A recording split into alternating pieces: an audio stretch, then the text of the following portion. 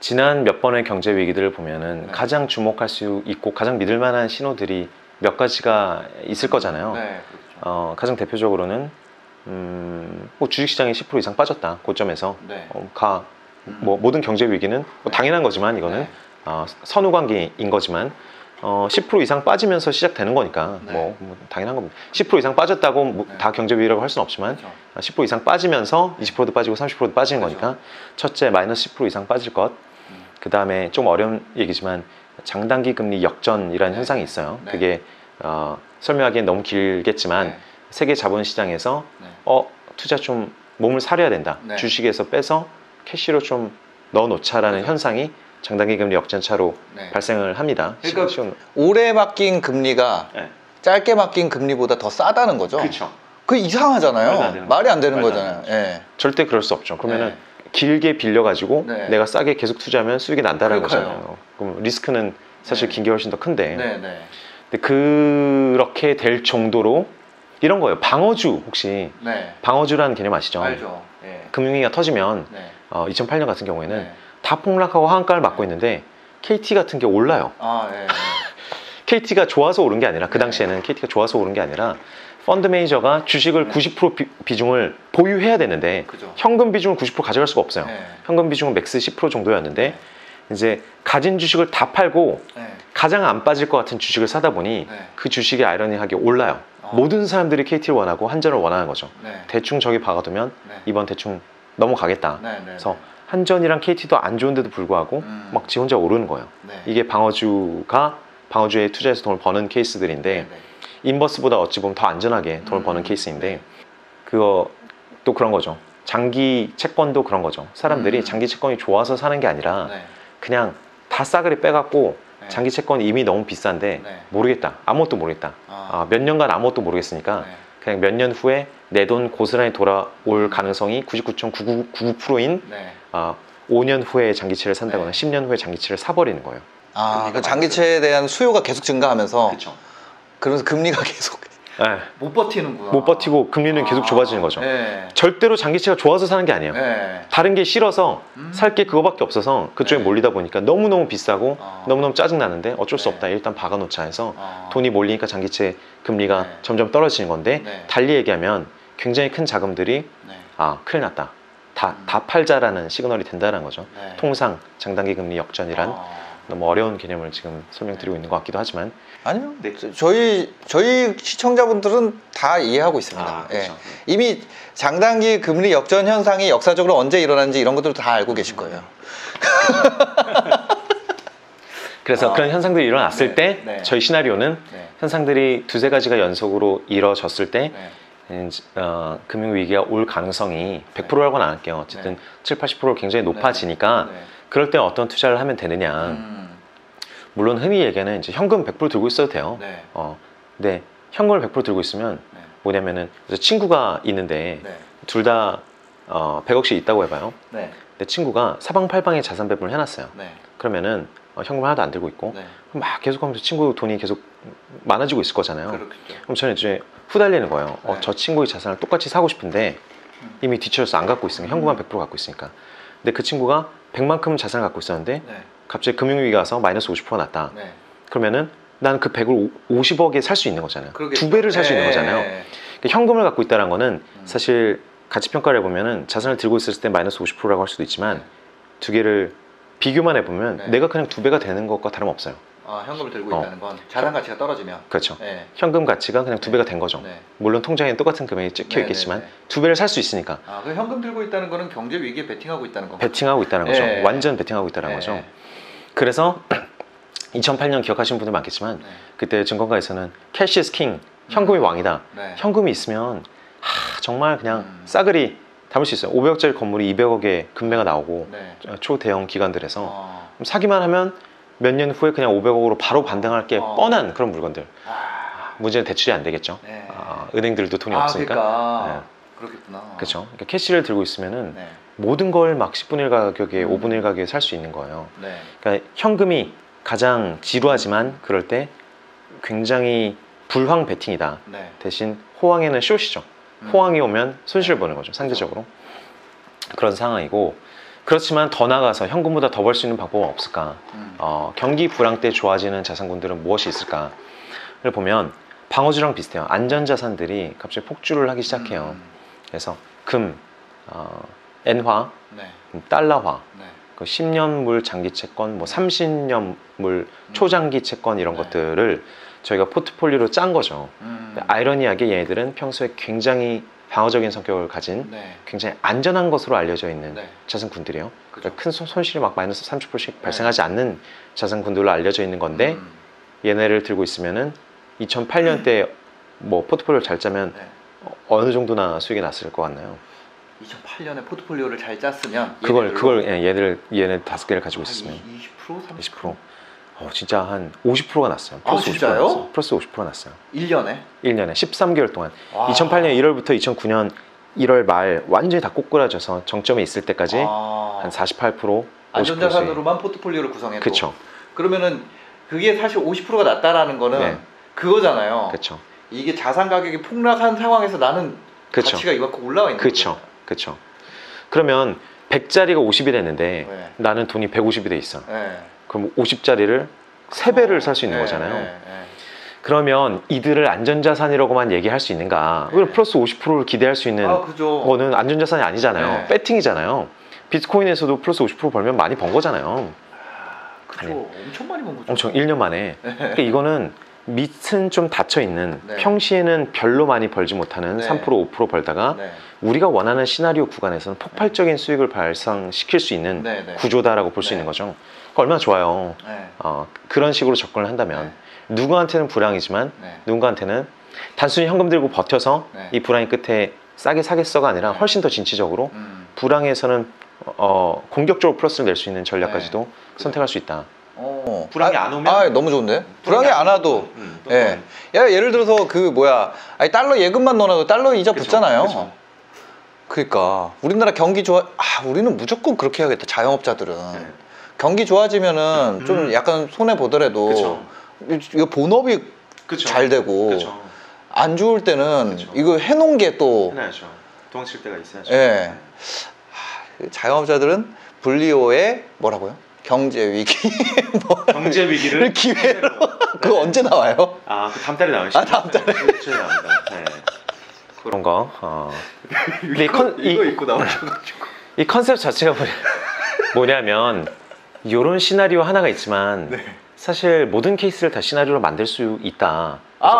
홍콩 경제 위기가 올 것이냐? 그러면 네. 그냥 무작정 배팅하지 마시고 네. 그냥 일반인들이 홍콩 무너질 것 같다고 해서 네. 배팅하기도 쉽지가 않아요. 네. 근데 그걸 전문가들이 좋아, 홍콩 경제 위기가 온다면 네. 올 때 플러스 3, 40%를 내고 안 오면 대충 뭐 마이너스 10% 네. 플러스 5% 사이에서 별로 재미없이 퉁치되 네. 그 시나리오가 실현됐을 땐 돈을 많이 버는 약간 네. 로또성, 옵션성 구조를 짠다면 그런데 그런 옵션성 구조 예를 들면 위기에 팡 튀는 네. 그런 구조를 짜면은 네. 이 중요한 거는 오래 사는 거네요. 그죠? 그쵸. 네. 아니면 최근에 지금 앞으로 1, 2년 안에 발생할 수 있는 이벤트들을 네. 저희가 계속 출연해서 네. 이 이벤트가 온다면 네. 트럼프가 중간에 뭐 탄핵을 당한다면 네. 돈 벌 방법은 없을까? 바이오가 다시 온다면 네. 돈 벌 방법 없을까? 네. 뭐 한국 시장이 갑자기 급등을 한다면 네. 그거는 뭐 당장 그렇게 되기는 쉽지 않겠죠. 네. 그런 것들로 이제 내 자산을 배분을 해놓는다는 거죠. 그렇죠. 아니면 전략을 저희가 짜서 드리겠다는 거죠. 네. 본인이 원하는 시나리오, 믿고 있는 시나리오에 대해서 우리가 처음에 얘기한 게 그거잖아요. 네. 사람들은 고객들은 네. 이미 머릿속에 다 정해서 왔어요. 미국 망할 것 같다고 다 정하셔서 오셨어요. 아니 미국이 대박이다. 네. 한국 망할 것 같다. 중국 망할 것 같다. 중국 대박 날 것 마음속에 같다. 다 있구나. 마음속에 다 정해놨어요. 네.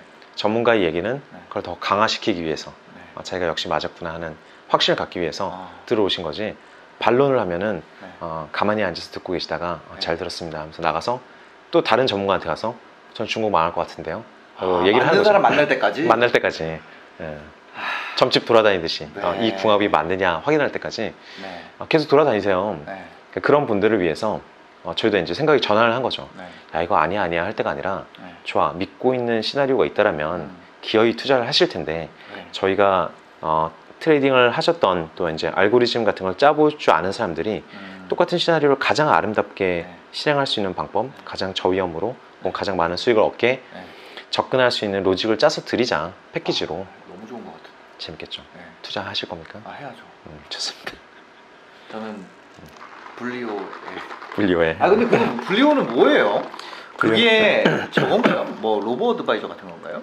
맞아요. 아, 맞아요. 그래요? 네. 아, 그러면은 뭐 펀드를 추천하는 건가요? 아니면 어떤 상품을 추천하는 건가요? 지금까지는 아니면 뭐 이렇게 트레이딩이 붙어 있는 건가요? 다 맞아요. 다 맞아요. 펀드 포트폴리오를 추천하는데 네. 펀드의 조합들을 추천하는데 네. 트레이딩이 붙어 있다는 거는 네. 한 달에 한 번씩 이걸 바꿀지 안 바꿀지를 함께 결정하는 거죠. 저희가 결정해서 드려요. 지금은 미국장이 좋으니 이러이러한 어떤 통계적 증거 기반으로 좋으니까 지금 들어가서 쭉 가져간다라면은 이 큰 추세를 탈 수 있을 것 같다. 그래서 추세를 한번 탔으면 네. 끊지 말자. 꺾이고 나서 끊어도 충분하다. 어차피 한 달의 시간이 있으니까 그죠. 한 달에 한번 트레이딩 할 수 있으면 네. 절대 늦지 않다. 어차피 금융위기라는 게 서너 달 꺾이다가 가속이 붙는 거거든요. 한 달 만에 뭐 마이너스 40%가 날 가능성 거의 없어요. 그러니까 추세가 있을 때 오래오래 추세를 누리자라는 관념이고요. 혹시 그 1800년도 초반에 경제학자 중에 네. 리카르도 아시나요? 네. 데이비드 리카르도가 투자로도 굉장히 성공하셨어요. 아, 그래요? 네, 몇백억의 자산. 무역 이론 하시면 비교위 네, 비교의. 하신 분이죠. 그래서 우리가 알고 있는 뭐 서너 명의 네. 경제학자 중 한 명인데 사실은 트레이딩도 엄청 잘 하셨대요.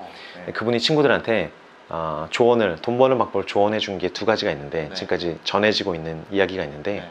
첫째는 수익은 길게 가져가고 네. 손실은 빨리 끊어라 라는 오래된 격언이죠. 네. 1800년도 초반에 네. 말씀을 하신 거니까. 네, 네.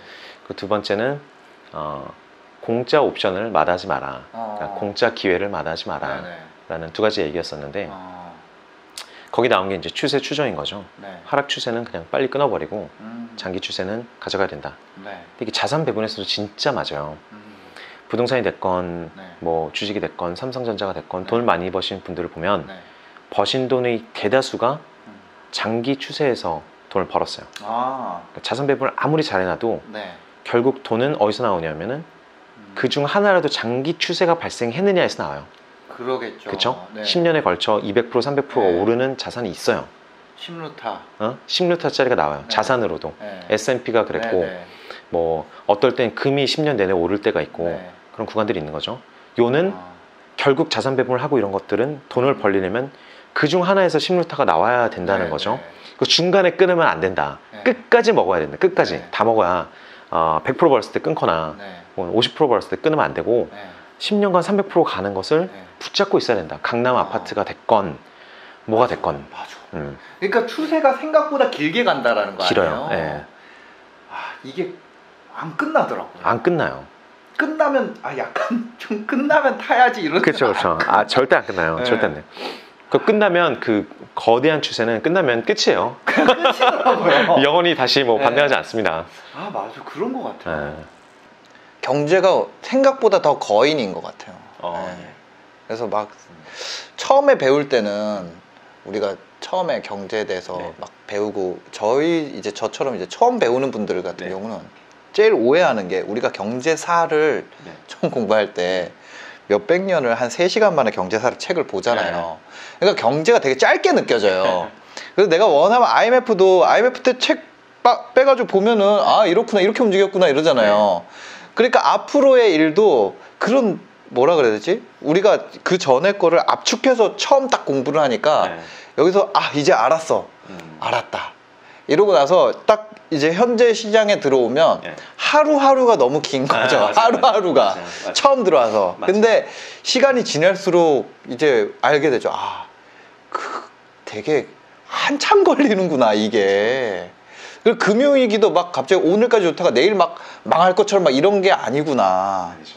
그런 것도 지나보면서 알겠더라고요. 그게 금리가 오른다는 것도 내리다가 갑자기 오르고 이런 게 아니라 그거 한다고 계속 얘기하고 그게 몇 년째 막 얘기하다가 막 0.25 올리고 막 이런 거구나. 그런 게 근데 처음 공부하고 어릴 때는 그걸 몰랐어요. 금방 배웠으니까 앞에서도 금방 이렇게 되는 줄 알았어. 인생이 결국은 메가 트렌드 몇 개의 조합인 것 같아요. 뭐 신사임당님도 네. 결국은 지금 무엇을 하고 있건 머릿속에 이 트렌드는 올라타야겠다 해서 올라타고 있는 트렌드가 몇 개의 조합이 있을 거예요. 그죠? 그죠. 개인 사업화, 네. 유튜브라는 트렌드, 네. 그래서 뭐 콘텐츠라는 트렌드, 네. 그 다음에 뭐 재테크 뭐 여러 가지 네. 트렌드 올라타 있는 거잖아요. 네. 키워드에 올라타 있는 거잖아요.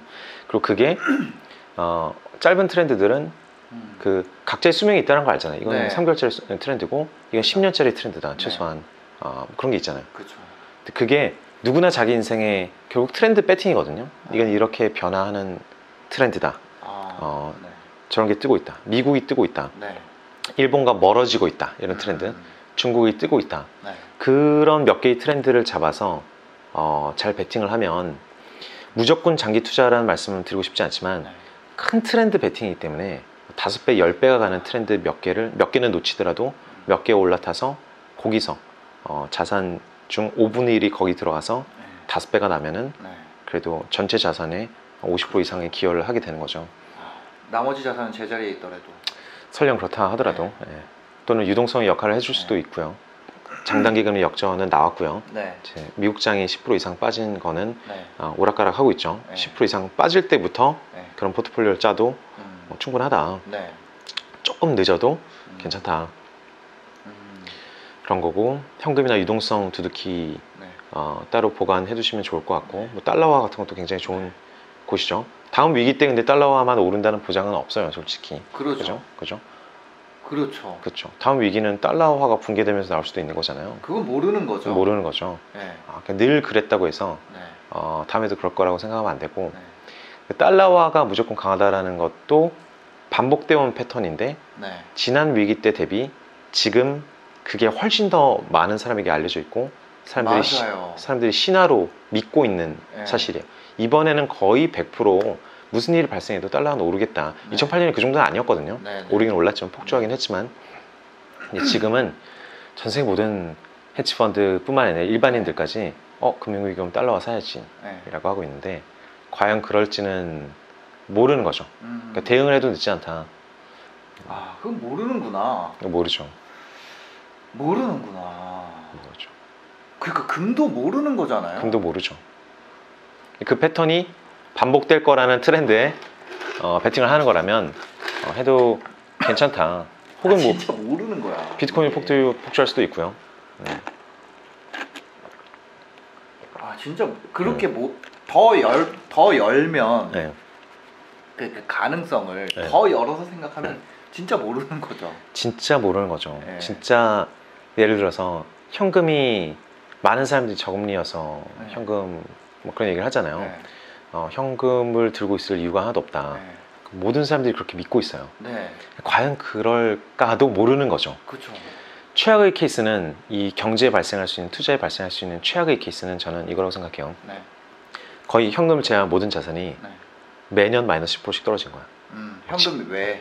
예를 들어서 7년 동안 네. 뭐 부동산 뭐 모든 것이 네. 금, 뭐 주식 모든 게 네. 마이너스 10%씩 폭락이 아니에요. 네. 야금야금 계속 흘러내리는 거죠. 한 달에 1%씩 네. 끝없이 흘러내린 거야. 네. 120개월간. 네. 그러면은 현금을 들고 있었던 사람은 그냥 매년 막 10%씩 더 부자가 되는 거잖아요. 그죠. 세상 모든 게 싸지니까. 네. 어느 날 편의점에 갔더니 도시락이 900원이 돼 있어. 음. 혹시 어느 날 보니까 500원이 되는 거야. 네. 몇 년 전에 5,000원 하던 게. 네. 이게 무슨 일이지?